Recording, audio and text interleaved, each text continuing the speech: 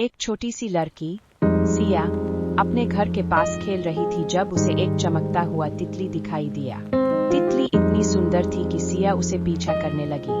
तितली एक जंगल के रास्ते पर उड़ती गई और सिया उसके पीछे पीछे चलती गई। रास्ता घना और अंधेरा था, लेकिन सिया डरी नहीं, क्योंकि तितली का प्रकाश उसे रास्ता दिखा रहा था।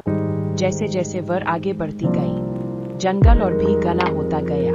पेड़ इतने ऊंचे थे कि सूरज की किरणें भी मुश्किल से जमीन तक पहुंच पाती थी, लेकिन सिया ने हिम्मत नहीं हारी।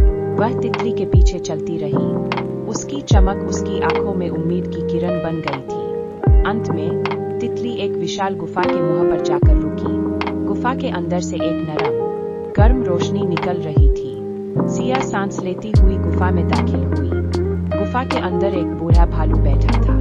उसका चेहरा बुद्धिमानी से भरा हुआ था और उसकी आंखें शांति से चमक रही थी। सिया उससे मिलने गई और उसने भालू से अपनी यात्रा के बारे में बताया। भालू ने सिया की बात ध्यान से सुनी। फिर उसने सिया को जीवन के कुछ महत्वपूर्ण सबक सिखाए।